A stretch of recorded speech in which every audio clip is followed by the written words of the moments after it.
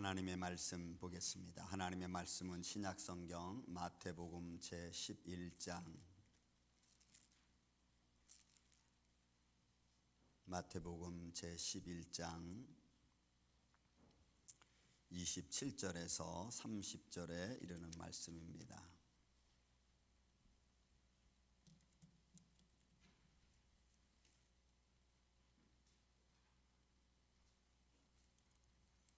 마태복음 제11장 27절에서 30절 제가 봉독해 올립니다. 내 아버지께서 모든 것을 내게 주셨으니 아버지 외에는 아들을 아는 자가 없고 아들과 또 아들의 소원대로 계시를 받은 자 외에는 아버지를 아는 자가 없느니라. 수고하고 무거운 짐진 자들아 다 내게로 오라. 내가 너희를 쉬게 하리라. 나는 마음이 온유하고 겸손하니 나의 멍에를 메고 내게 배우라.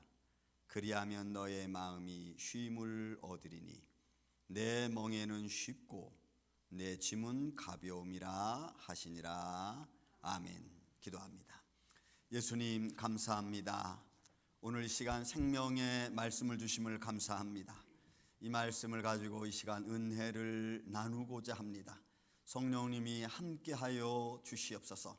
예배에 참여한 사랑하는 성도들의 마음을 평안케 하여 주시고 저들의 마음의 무거운 짐과 또한 힘든 일들이 오늘도 예수 그리스도 안에서 말씀으로 위로받고 말씀으로 잘 분별하여 하나님 앞에 영광과 찬양을 드리며 우리 마음의 상처들을 예수 그리스도 이름으로 치료받는 시간 되게 하여 주시옵소서. 성령으로 함께하여 주시고 믿음의 말씀으로 함께하여 주셔서 말씀의 능력이 우리의 삶에 충만한 이 시간 되게 하여 주옵소서. 종의 입술과 생각과 마음을 친히 주관하여 주시고 성령님이 함께하여 주시옵기를 원하옵고 사랑이 많으신 예수님의 이름으로 기도하옵나이다. 아멘. 할렐루야. 벌써 1월 마지막 주입니다. 여러분 이렇게 빨리 흘러가는 과정 속에 먼저 아직 끝나지 않은 모든 질병의 문제가 예수님의 이름으로 여러분들 건강하시기를 주님의 이름으로 먼저 축원을 드립니다. 오늘 우리 말씀은 본문의 말씀 마태복음 11장 27절에서 30절 말씀 중에서 28절부터 30절에 있는 말씀을 가지고 이 시간 은혜를 좀 나누고자 합니다. 원래 말씀은 27절하고 28절 사이에 뭔가 좀 그 마태 기자가 마태 사도가 이걸 기록하면서 조금 갭을 둔 것 같은 느낌을 듭니다. 왜냐하면 27절 말씀이 내 아버지께서 모든 것을 내게 주었다.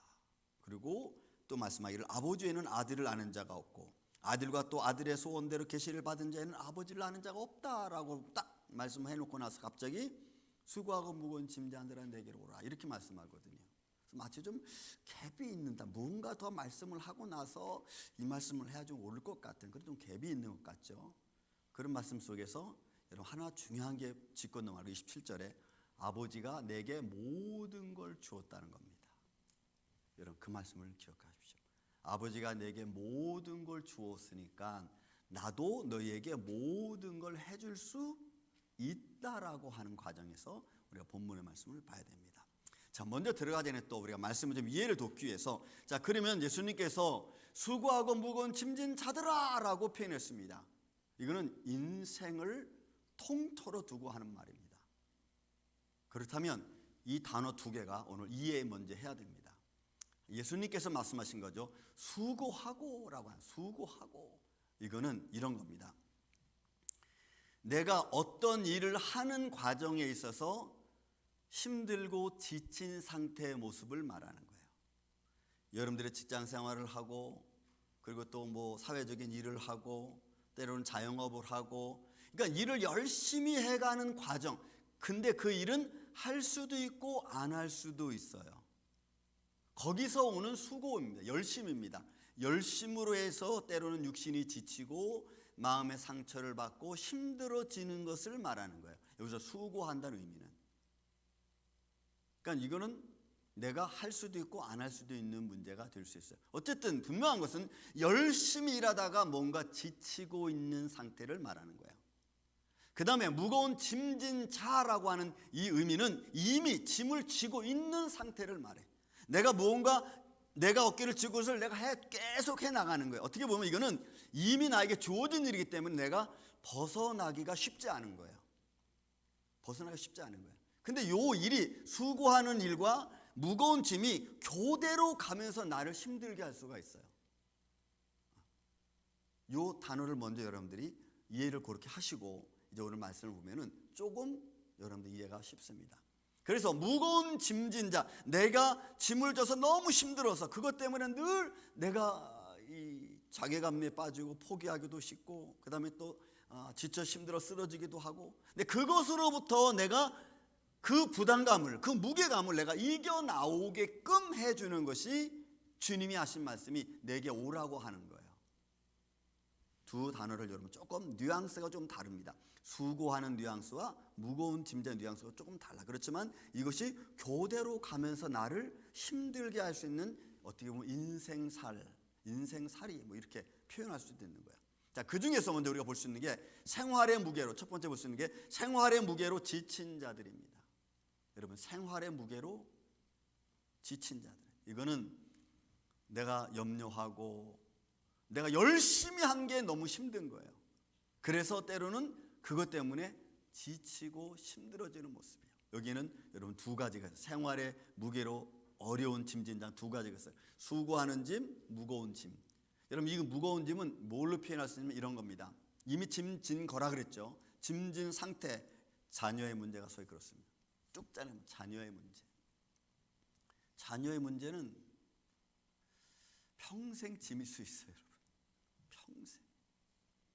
어려서부터 자라나서 그리고 시집가고 장가가는 것도, 그 가서도, 그러니까 부모의 마음은 자녀는 평생 무거운 짐일 수 있어요. 그 무거운 짐이라는 것이 어떤 면에는 좋은 점도 있고 슬픔, 나쁜 점도 있고 뭐 이렇게 번갈아 가면서, 근데 결국은 그것은 내가 가지고 평생을 짊어지고 가야 될 삶의 문제라는 거예요. 떨어버릴 수 없어요. 물론 아이들이 시집가고 장가가고 나면 딱 떨어버릴 수 있죠. 하지만 그 이후에 또 어떤 사건이 터지면 그건 또 부모의 아픈 마음이 되는 거예요. 그런 이 마음을 우리가 평생 사실 버리기 쉽지 않습니다. 이 무거운 짐으로 내가 평생 살아가면서 어떤 마음으로 내가 살아가야 되느냐, 여러분 이게 너무 중요한. 왜냐하면 부모가 자식을 볼 때 과연 저 자식이, 저는 뭐 아들이 딸이 과연 저들의 삶의 평생을 잘 이끌어갈 수 있느냐 하는 관점에서 보면은 좋은데, 만약에 그렇지 못할 경우에는 항상 힘들죠. 마음이 항상 힘들어요. 제가 미국에 와서 얼마 안 돼서 탁구 라켓을 사려고 뭐 돌아다 보니까 뉴저지는 별로 없어요. 그 스포츠 어서니티가 별로 없어. 그래서 찾다 보니까 그 뉴욕 저 프로싱 쪽에 하나 있더라고요. 그래서 제가 거기 가가지고 이제 그 탁구 라켓을 사려고 하는데, 그 탁구 라켓 하는 가격은 참 커요. 한 2,000 스퀘어피트 정도 돼요. 굉장히 커요. 근데 카운터에는 나이 드신 할아버지가 앉아 있고 저쪽에서는 젊은 아이가 일을 하고 있어요. 그러니까 할아버지한테 물어봤습니다. 할아버지, 나 이러이러한 라켓을 좀 사고 싶습니다. 그랬더니 목사님 네, 둘러보세요 그러더라고요. 둘러보면서 이제 계산하면서 가게가 참 좋습니다. 참 훌륭히 하셨네요. 했더니 그 카운터에 앉으신 그 할아버지 아저씨가 이런 말씀을 했어요. 에휴, 내가 이거 30년 내가 이거 이주해 왔습니다. 근데 이거 참 걱정입니다. 왜요? 이거 참 좋은데요. 잘 하시면 좋지 않겠어요? 저기 있는 저 자식이 아이비리그 경영학을 공부하고 졸업했는데 지금 저러고 있다고. 그러면 좋잖아요. 아들이 이걸 잘 관리해서 더 좋은 아이템을 가지고 이걸 발전하면 더 좋지 않겠어요? 그랬더니 아버지 하는 말이 뭐예요? 아휴, 이거는 소망이 없어요. 내가 30년 했는데 소망이 없대. 여러분, 마음에 부담감이. 여러분, 우리는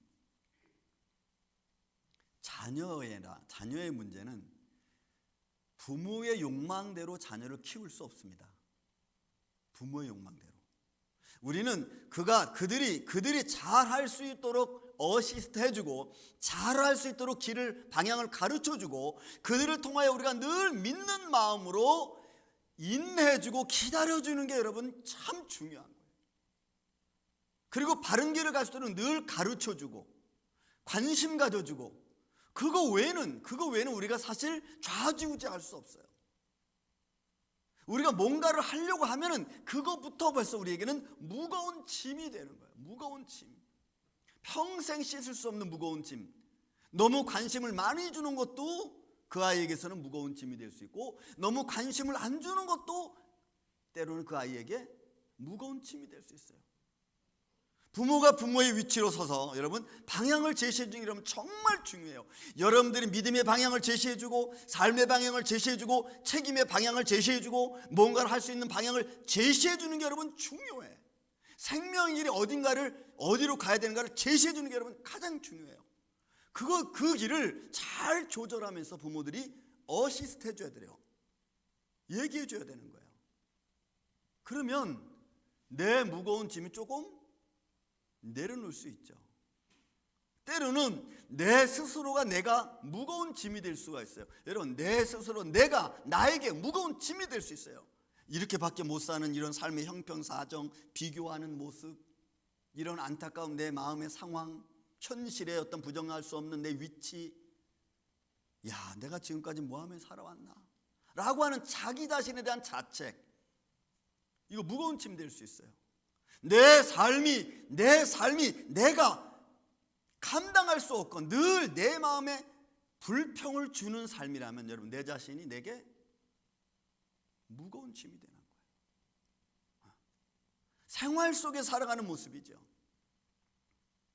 일의 무게도 그렇습니다. 일에서 느껴지는 일의 무게감이 있죠.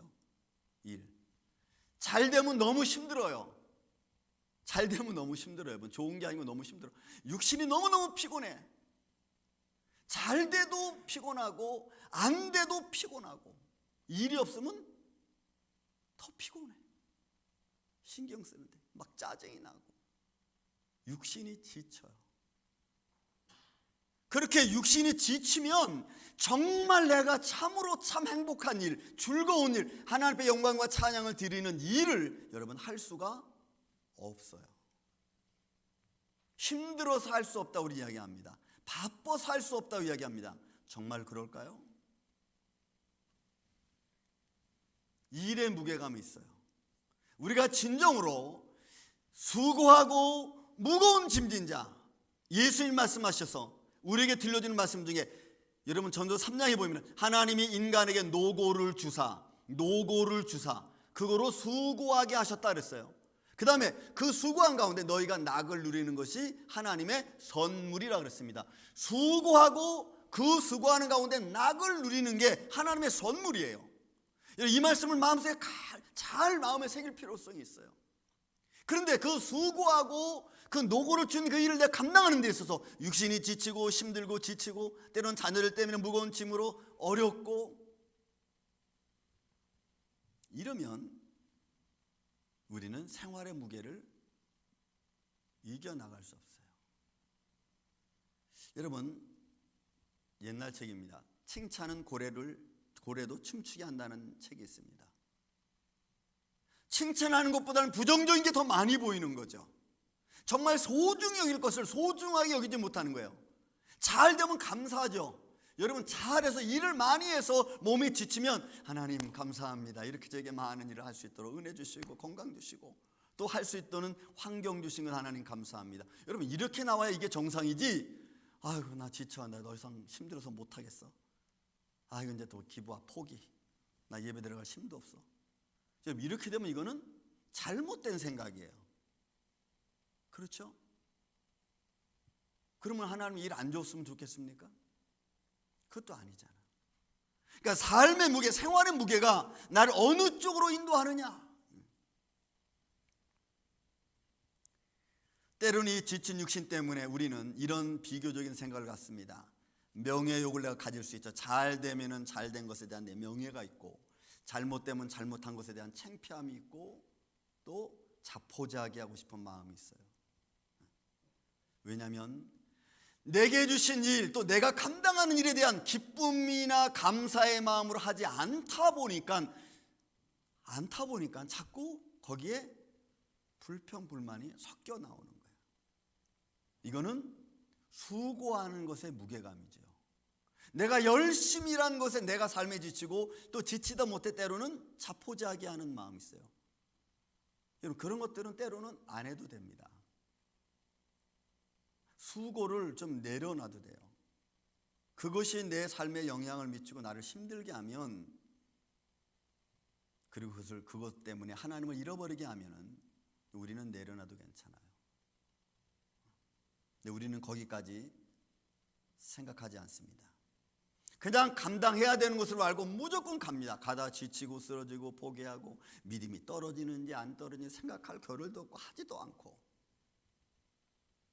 사랑하는 이 아침의 성도 여러분, 우리가 이렇게 우리의 생활, 우리의 삶의 무게 때문에 지쳐있는 우리들에게 주님이 하시는 말씀이 내게 오라, 내게 오라는 거예요. 저는 여러분들이 힘들고 어려울 때마다 예수님 찾아가시기를, 주님께 기도하시는 저와 여러분이 되시기를 저는 주의 이름으로 축원을 드립니다. 그게 우리가 새로운 힘을 얻는 아주 중요한 에너지 충전하는 시간이에요. 두 번째로, 우리는 수고하고 무거운 짐진 자들아라고 하는 표현 속에서 우리가 또 느낄 수 있는 삶의 모습 속에 하나는 감정의 무게입니다. 우리가 인생을 살아가면서 느끼는 감정의 무게입니다. 때로는 우월의식이 있을 수도 있고 비교의식 때문에 내 삶이 아주 창피한 쪽으로 내려갈 수도 있습니다. 시기와 질투라는 것은 눈에 보이지 않지만 그것이 현실로 우리의 감정을 휘몰아쳐 가기 시작하면 우리는 정처 없이 우리는 휘둘립니다. 그리고는 어느 부분에서는 우리는 자포자기합니다. 보세요, 오늘 현대는 제가 늘 말하지만 개인주의가 극대화되어 있습니다. 여러분, 개인주의가 극대화됐어요. 그리고 포스트 모더니즘 사회라고 제가 끊임없이 얘기합니다.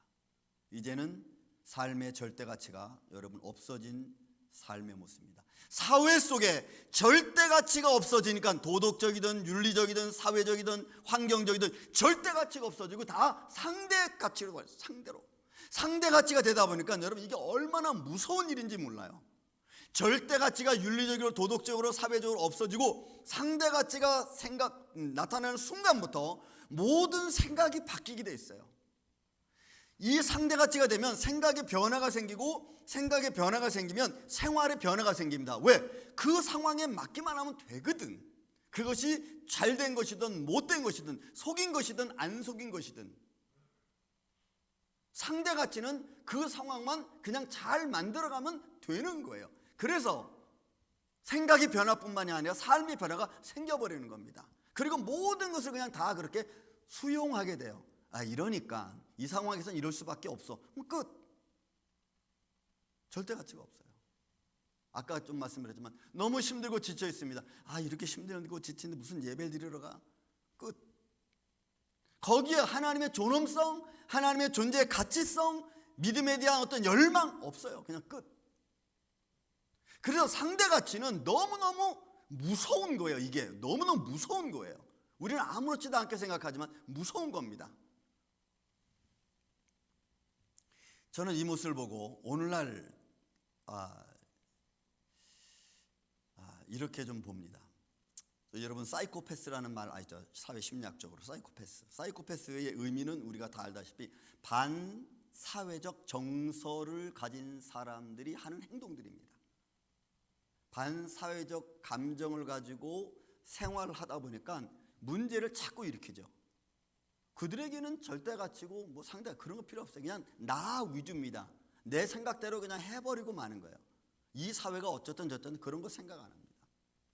근데 이보다 더 무서운 사람들이 우리가 다 알 때 사회심리학적으로 소시오패스라는 게 있어요. 소시오패스. 이 사람은 내 성공을 위해서, 내 유익을 위해서는 수단과 방법을 가리지 않고 사회적으로 해를 끼치는 사람들이에요. 가만히 보세요. 접니까? 여러분입니까? 아니면 모두입니까? 저는 2019년도죠.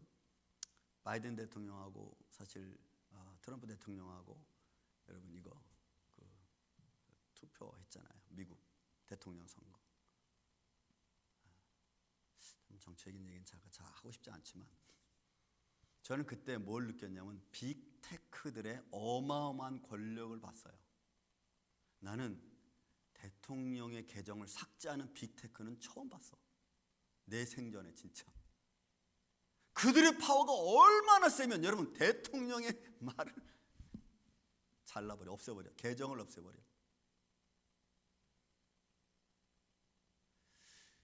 자기의 성공과 유익을 위해서는 수단과 방법을 가리지 않고 여러분 해를 끼치는 애가 이 소시오패스예요. 저도 될 수 있고 여러분도 될 수 있어요. 너무 큰 기업이니까 그게 소시오패스라고 얘기 안 합니다. 제가 보기에는 소시오패스예요. 빅테크는 소시오패스입니다. 수단 방법 안 그래요. 사람 생명 아무렇지도 않게 생각해요. 특권 계층만 살아남기 위한 전략. 이런 마이크로소프트 회장이었던 전 빌 게이츠가 이런 말씀입니다. 2019년 스위스 다보스에서 열린 경제 세계 포럼에서 리셋을 강조했습니다. 근데 그 리셋이 2030까지 간다고 했습니다. 30년까지 2030 앞으로 8년 더 남았죠. 그 8년 동안에는 온 세계 경제 질서, 사회 질서 다 리셋 시킨다는 거예요. 여러분 이게 어마어마하게 무서운 말이에요. 우리는 그냥 아예 뭐 리셋 뭐야 뭘 시킨다는 거야 이러지만 여러분 전산화 모든 경제화 다 리셋 시키는 그거는 제가 언젠가 또 한번 설교했지만 중산층 계층이 무너져 내립니다. 이제는 뭐 얼렁뚱땅 이런 계층이 없어져요. 최고의 엘리트 계층하고 이제는 다 그냥 밑에 있는 사람들만 남아요. 리셋 시킨다 그랬어요. 이런 말을 할 수 있는 배포가 돼서 어디서 나올까? 저는 이런 사람을 소시오패스라고 봅니다. 공동으로 함께 더불어 가는 게 아니고 최엘리트 계층 나오는 거예요. 그런 것을 위해서 모든 과학과 생명공학이 다 글로 뭉쳐지는 거예요. 그런 사회 속에 오늘 저와 여러분이 살아갑니다. 그리고 서로가 그 밑에서 우리는 또 감정의 기복 때문에 우리가 그 무게감을 이기지 못하고 또 살아남기 위해서 우리는 발버둥 치잖아요. 수고하고 무거운 짐진 자 내게로 오라. 그런 세상의 권력 아래서 과연 우리는 어떤 평화를 가지고 살아가고 있는가? 우리의 소망은 너무나 정말 심플하잖아요. 그냥 내가 좀 편안하고 내 자녀들 그냥 자기 위치에서 잘 살아가면 끝. 근데 여러분 그 소망마저도 이제는 우리에게 별로 남아있지 않아요. 왜요? 사회 환경 시스템이 그렇게 살아갈 수 없도록 만들어가기 때문에 그래요.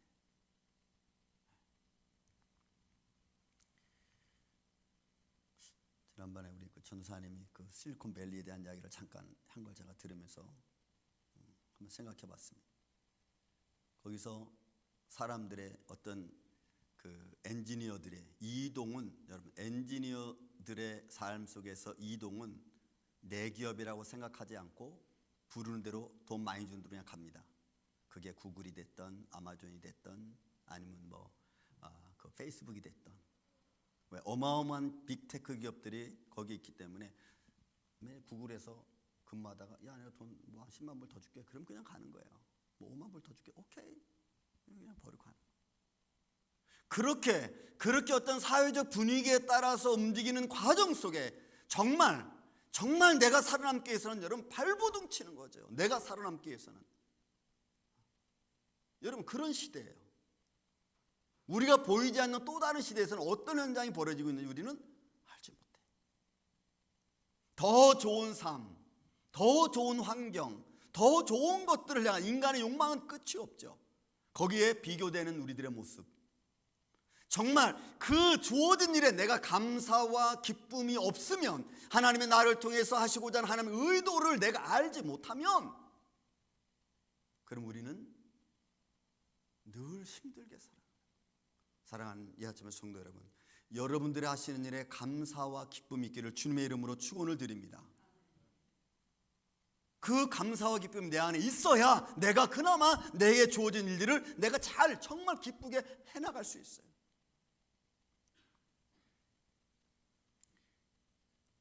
수고하고 무거운 짐진 자, 사회 시스템 속에서 나타나고 있는 인간의 감정의 무게감, 이런 것들을 내가 어떻게 이기면서 나의 삶을 기쁨으로 감사한 모습으로 바꿔갈 수 있을까? 지난번 수요일 날 우리 이건호 집사님하고 저하고 집사님이 화장실 변기를 막 고치셨어요. 고치면서 하시는 말씀이 있습니다. 집사님 힘들죠? 춥죠? 목사님, 제가 이거 하는 일은 이게 기쁨이고 내가 할 수 있는 일은 이거밖에 없습니다. 이게 감사한 겁니다. 여러분, 내가 하는 일에 감사함을 가질 수 있는 성도는, 마음은, 그러면 뭐든지 할 수 있어요. 우리가 왜 삶에 수고하는 일들이 자꾸 생깁니까? 열심히 일해도 왜 삶에 지치고 육신이 힘들어지죠? 그건 내가 하는 일이 힘들어서 그래요. 내가 하는 일의 기쁨을 내가 느끼지 못해서 그래요.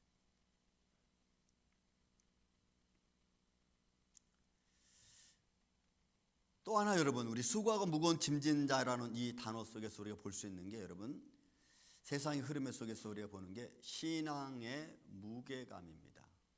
신앙의 무게감이에요. 점점 현대는 신앙에 대한 기대 가치가 점점 떨어지고 있습니다. 신앙에 대한 믿음의 가치가 점점 떨어지고 있어요. 신앙은 이제 우리 생활 속에서 조금 나를 위로하는 정도지 그 이상도 그 이하도 아닙니다. 여러분들 스스로 한번 생각해 보십시오. 내가 지금 하나님께 와서 예배를 드리고 10년, 20년 예배를 드리는데 삶의 변화가 있고 하나님은 나에게 크게 무슨 역사하고 또 나를 위로한다고 여러분 믿으십니까? 한번 생각해 보세요. 현대는 신앙, 믿음이라는 것은 이제 그 가치나 의존도가 점점점 떨어져 나가고 있습니다. 왜냐하면 과학의 발달이 그렇게 만들고 사회 시스템이 그렇게 만들어가고 있고 문화의 발달은 우리의 눈을 잡고 세상으로 돌아가게 만듭니다. 절대자, 죽음에서 부활하신 주 예수 그리스도, 이런 믿음의 가치가 이제는 별로 의미가 없어요. 믿음의 의미가 없다 보니까 믿음에 대한 신뢰가 없는 거죠. 없는 거예요, 여러분. 내 자녀에 대한 미래 신뢰 없어요. 지금도 그런데 앞으로는 더 어떻게 하겠어요? 앞으로는 더 정신없습니다. 믿음과 현실과의 과정, 현실과 문화의 싸움은 끝이 없어요. 계속될 겁니다. 계속. 더하면 더했지 식어지진 않아요. 그래도 그나마 우리의 믿음의 양심을 가진 사람들은 하나님을 신뢰하고 싶은데, 하나님을 믿고 싶은데, 이제는 그 믿음이 내 삶의 부담감으로 다가오는 거예요. 이게 신앙의 무게감입니다. 거룩한 무게감은, 거룩한 부담은 우리가 져야죠. 그런데 이제 믿음이 점점 떨어지고 예배에 대한 신뢰가 떨어지고 하나님에 대한 신뢰가 떨어지면 여러분 그런 무게감은 이제 없어요.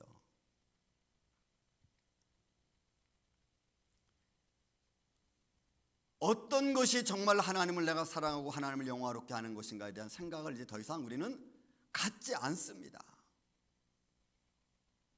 그리고 그런 부담감 때문에 우리는 스스로 포기해버려요. 에이, 뭐 나 같은 사람이 뭘 하겠어. 열심히 해도 뭐 안 되는 건데 뭐. 다 하나님이 하신다는데 뭐 그럼 하나님이 하시게끔 내버려 두면 되지. 이게 오늘날 신앙인들에게 다가오고 있는 보이지 않는 신앙의 무게감입니다. 하나님의 어떤 역사하심, 하나님 뭘 관리하심, 이런 거를 이제 더 이상 우리는 신경 쓰지 않아요.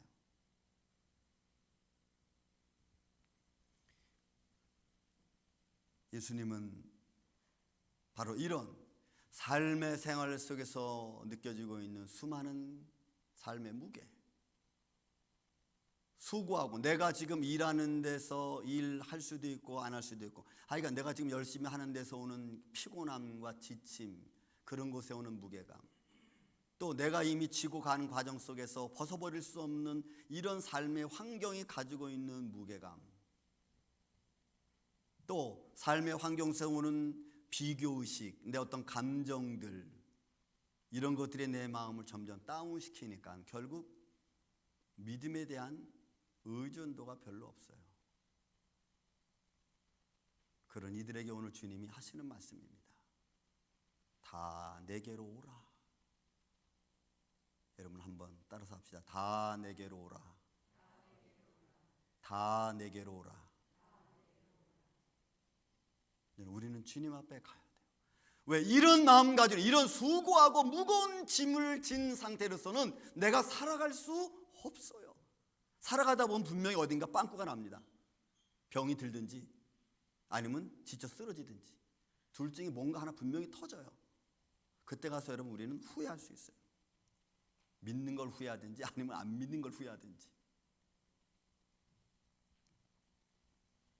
본문의 말씀 28절 29절 30절. 자, 수고하고 무거운 짐들 다 내게로 오라 하고 말씀해 놓고 나서 말씀하시는, 나는 마음이 온유하고 겸손하니 나의 멍에를 메고 내게 배우라.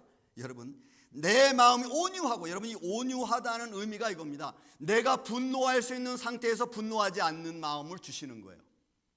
내가 비교해서 내가 막 화가 나는데, 그리고 지쳐있는 데서 짜증이 나는데 그런 상태에서 짜증 나지 않고 오히려 아까 말한 것처럼 하나님 감사합니다. 나로 하여금 이렇게 열심히 살아갈 수 있도록 힘 주시고 환경 주신 거 하나님 감사합니다 하고 감사의 마음으로 바꾸는 거예요. 아, 이제 힘들어, 지쳐, 쓰러졌어, 아, 이제 안 해, 모든 거 다 귀찮아 하고 포기하는 게 아니고, 그 다음에 쓰러지는 게 아니고 하나님께 감사하는 거. 하나님 감사합니다. 그 감사한 마음으로 몸은, 육신은 피곤하지만 끌고 나와서 우리 하나님께 예배드리는, 하나님 감사합니다. 이런 삶을 주신 것, 이런 은혜를 주신 것, 나에게 재능을 주신 것, 할 수 있는 힘을 주신 것. 여러분, 이게 온유예요. 겸손의 의미도 역시 비슷합니다. 이거는 하나님의 어떤 의에 대하여, 하나님의 의에 대하여 내 자신의 모습을 맡겨버리는 거예요. 겸손. 그래서 맡겨서 더 이상 내 삶에 있어서 내가 충동적이지 않게끔. 여러분, 욱하는 마음 있잖아요, 누구나.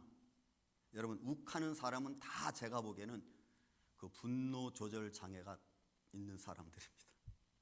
욱하는 마음, 이거 여러분 컨트롤하는 거예요. 왜? 하나님의 은혜가, 나는 온유하고 겸손하니라는 단어가 바로 그런 의미예요.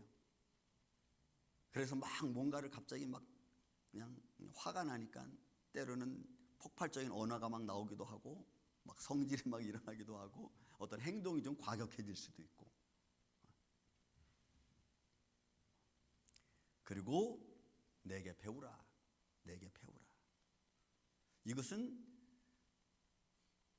내 삶을 이렇게 유지해 갈 수 있도록 만들어주는 행위입니다. 내 마음의 평정심을 유지해 갈 수 있도록 지켜주는 하나님의 은혜. 막 화가 올라오도 그것을 딱 평정심을 갖고 내 마음을 지켜갈 수 있는 형태를 말해요. 예를 들어 자녀들이 갑자기 문제를 일으켰습니다. 아니면 남편이, 좀 죄송하지만 아내도 그럴 수 있지만 술을 많이 먹고 와서 막 땡깡을 부립니다. 화가 막 치밀어 오르는데, 그래 내일 아침에 얘기하자 하고 참는 거예요. 또 순간의 모습을 내가 참아가는 거예요. 이런 삶의 많은 모습 속에서 주님 하시는 것은 평정심을 가지는 거예요. 그게 뭐냐? 멍에라는 말이에요. 본문에 있는 말씀, 멍에. 내 멍에를 메고, 내 멍에, 이 멍에는 공정한 저울입니다. 공정한 저울이에요. 평정심을 유지할 수 있는 거예요. 그래서 정당한 어떤 행위에 대한 분배를 받을 수 있는 것을 말해요. 하나님께서 우리의 삶에 공정하게 할 수 있도록, 공정하게 판단할 수 있도록, 공정하게 말할 수 있도록 내게 은혜를 주셔서 그 모든 삶의 육신적인 피곤함, 때로는 비교, 때로는 여러 가지 환경에서 오는 것들에 대한 어떤 마음의 아픔, 이런 것들을 잘 분별해서, 공정하게 분별해서 화나지 않게끔 잘 내 마음을 다스려 주는 것, 요게 여러분 멍에야, 멍에. 주님의 멍에. 원래 의미는 공정한 저울이라는 거예요. 그러니까 주님이 우리 같은 사람 불러서, 수고하고 무거운 사람 불러서 어떤 마음을 주는 거예요? 공정하게 마음을 판단할 수 있는 지혜를 주는 거예요. 그래서 그 지혜를 가지면 힘들지 않은 거예요. 올바로 분별하기 때문에 힘들지 않은 거예요. 저는 여러분들에게 이런 은혜가 있기를 주의 이름으로 축원을 드립니다. 예수님의 명예를 여러분 지십시오. 그래서 어떤 상황에서도 여러분들이 힘들지 않고 잘 분별해서 그것을 가지고 마음의 평화를 이루어갈 수 있는, 조절할 수 있는 능력을 주시는 하나님의 은혜. 그래서 내게 와서 내 멍에를 매라. 그러면 여러분 쉼을 얻으라. 여러분 쉼이란 말은 스탑이에요. 스탑. 정지예요. 정지. 중단하는 거예요. 딱 스탑하는 거예요. 뭐가 스탑합니까? 내 수고하는 마음을 스탑. 내 무거운 짐으로 지쳐있는 내 모습을 스탑. 스탑. 그러니까 주님께 다 맡기는 거예요. 하나님, 이런 내 마음에 저울 같은 나를 잘 평정을 유지할 수 있는 믿음을 주시고 하나님 감사합니다. 오늘 이 아침에 여러분들의 삶 속에 이 주님의 멍에가 함께 있기를 예수님의 이름으로 축원을 드립니다. 수고하고 무거운 짐진 자들아, 내게로 오라. 내가 너희를 수고해서 평정하게, 무거운 짐에서 내가 너희를 평평하게, 공정하게 내가 너희를 해주겠다. 그러니 이제 무거운 짐은 스탑. 수고하고 열심히 있고 지쳐있는 삶에서 아픈 거 스탑. 여러분 이 말씀으로 2022년도 승리하시기를 예수님의 이름으로 축원을 드립니다. 사랑과 은혜가 많으신 아버지 하나님 감사합니다. 우리는 어떤 삶의 환경 속에 있는지 우리는 때론 잘 모를 때가 있습니다. 그런 것들이 다가와서 내게 주는 아픔들이 너무 많기에 때로는 평정심을 잃어버리고 우리가 스스로 분노할 때가 얼마나 많은지 모릅니다. 주여, 우리에게 주님의 멍에를 질 수 있도록 주님 도와주시고 역사하여 주시옵소서. 예수님의 이름으로 기도하옵나이다. 아멘.